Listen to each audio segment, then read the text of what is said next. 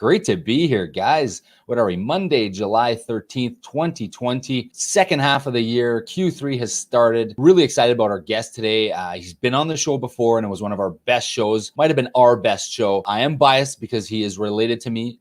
We are first cousins, but he's a fantastic fellow, great gentleman, and a scholar of the accounting practice. Really excited to have him on. Let's bring him in right now. Julien Grenier. He is a partner. He's a CPA. He's a CGA. He's agricultural team manager, and he's a partner at Talbot Associates. Bienvenue. Welcome, Julien. Hey, Rob. Happy to be here. Yeah, last time was a fun one. I'm Rob Tatro from robtatro.com, portfolio manager here at Canaccord Genuity Wealth Management and at the Tatro Wealth Advisory Group. If you're watching on YouTube, take a second to subscribe. We are approaching 2,000 subscribers, and I would love to get there soon. 2,000 would be great. If you're watching on Facebook, share. We appreciate you guys following, and we love you guys, our viewers. Sorry, I kind of half interrupted you, Julien. I apologize for that. We had a good chat last time. It was a fun one, which is why you're back on the show. Yeah, you know what? It was a whirlwind time last time I was on. I think we were both working from our basements, and it's really cool to see the production value, the intro, all that kind of stuff. Really fun. So you guys are doing a great job. Yeah, thank you. Good to have you back on the show. Julien, I'm going to ask you to take us through the Canada Emergency Commercial Rent Assistance, the CECRA. So this is the rent assistance. This is new, as I understand it, right? You need to have it was new or something. Absolutely, yeah. So this one is new. It's not new. It's new since last time we talked, for sure. And so it's one of the big ones that people were really kind of hoping for that would come out, and they finally came out.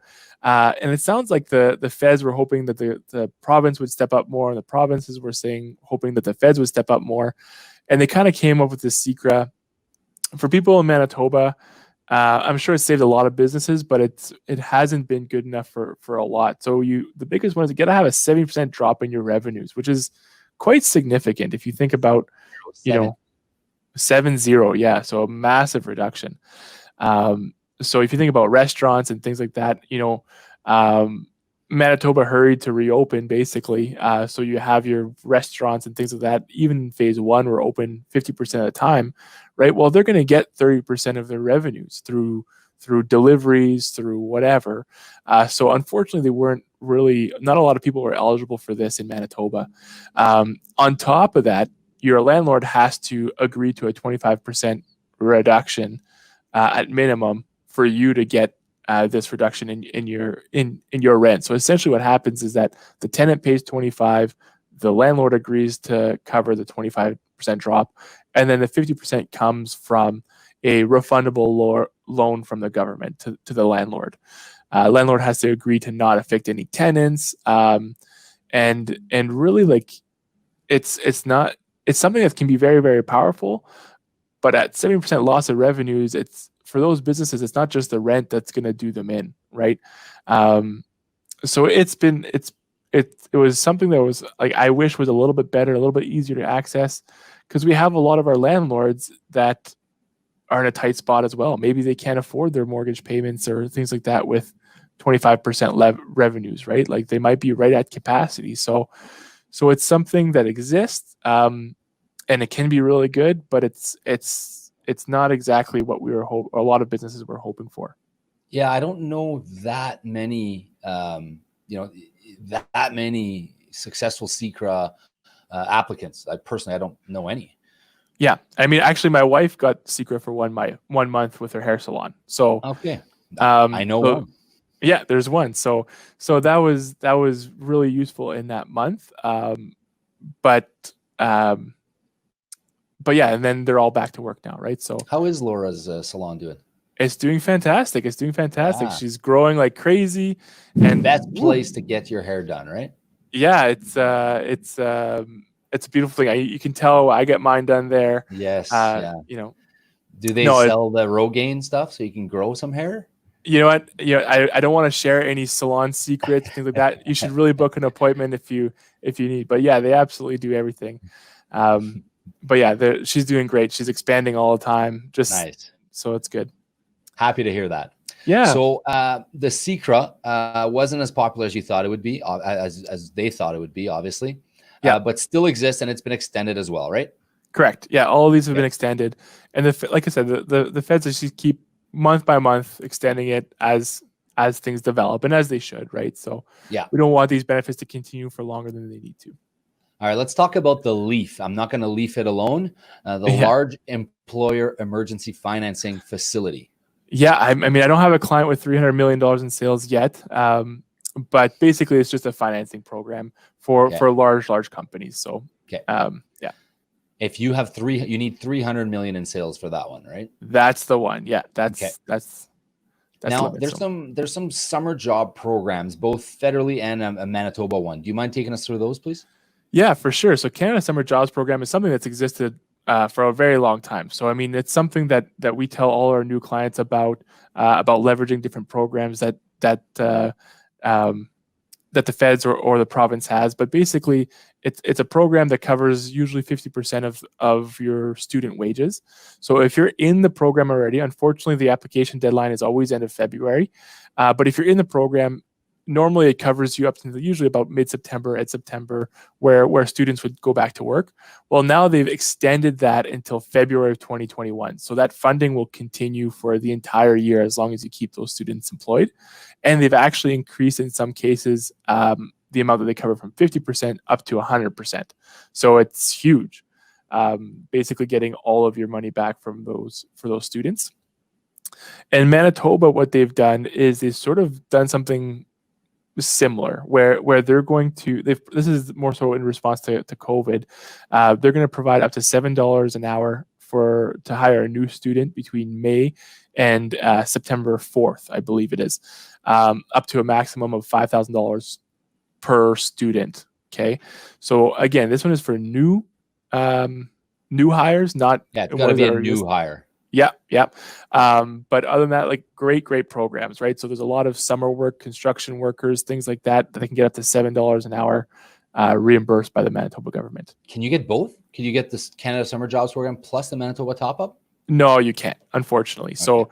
So again, things like other subsidies and things like that, they reduce what you can get from the province. So one of the things that we didn't talk about before, like the Manitoba came out with the MGPP, which is the Manitoba Government Protection Program. So that's kind of a catch-all thing. So if your business was affected by COVID, but you don't fall under any of the federal relief programs, then they'll give you $6,000 tax-free. Sorry, not tax, non-repayable loan that you get. So it's just a free $6,000 if you qualify for nothing. So that's kind of good stuff like that too. Yeah, that's neat. So those are these summer job programs. Reminder, guys, I'm here with Julien Grenier, partner at Talbot Associates. He knows a lot about the programs, and he's a great planner as well when it comes to your personal situation. Tell me about the BCAP. Yeah, and I mean this is similar to, like, they talked about how the EDC would have lending for business owners and things like that. That's just kind of what they're calling their application. So it's dependent on each individual business owner and their own credit ratings based on how much and at what rate you can get. But that's basically the funding the feds made available to the EDC to lend out to people in need. Okay, how about on the agricultural side, the agri-food, aquaculture, fisheries? What's new? What do we need to know there? Yeah, and our firm does a lot of agriculture taxes and helps a lot of people in the agriculture industry. So we get a lot of questions about, okay, what's going on in the ag sector? And I mean, there are some things, but by and large, we're hearing a lot of, like we have agri-stability and different programs that are already available to help you guys in any disaster situation. So they strongly encourage people to enroll for agri-stability, which, if you remember on our last show, I strongly recommended that a lot of people get enrolled if they did have farms. But so the things they did extend the deadline to enroll in agri-stability up to July 3rd. Unfortunately, that's now passed. But what that allowed you to do is kind of wait till July 3rd to see how your crops were doing. What does the market look like, and kind of decide at that point. So a lot of our clients took us up on enrolling on that and helped them out.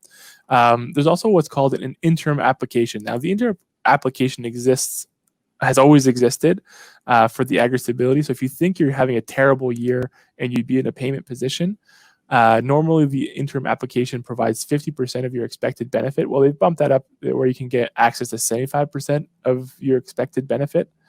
Again, it's not any money you wouldn't otherwise receive, but it's money earlier, which is kind of what a lot of people need right now. Money earlier. Yes, yeah. I hear you. Yeah, and I mean, there was also like each province, especially in ag, are doing a lot of different things. So Saskatchewan, you know, a lot of they're kind of have some programs where you can get some additional financing for end of life livestock operations. Manitoba didn't follow suit there, but on the flip side, Manitoba has, you know, entered into discussions with the federal with the federal government about agri recovery. So agri recovery is something built into our legislation that each province, or even less than each province, each municipality, even affected municipalities, could qualify for agri recovery, where it's basically an ad hoc program saying, hey, in this area they were decimated by drought, or in this area they were decimated by whatever, right? Flood, right? It's the opposite of drought. Right. So it's like, so they've asked the feds, say, okay, we want to put something together for the agri recovery program. So they're kind of in talks there. So there's no promises, but you know, each province is sort of taking their own approach to how they're going to help people. But the biggest thing, right? They're saying use your be in agri stability, because if there's a major thing, that's the only way that they can really know how you were affected as a farm. And they've also, like, the agriculture minister, has outright said, like, look, we have Agri Invest, which is another program we talked about last time, which is essentially a matching program from the federal government, saying use that. These are times of need. You use your Agri Invest funds, which a lot of our producers already have. So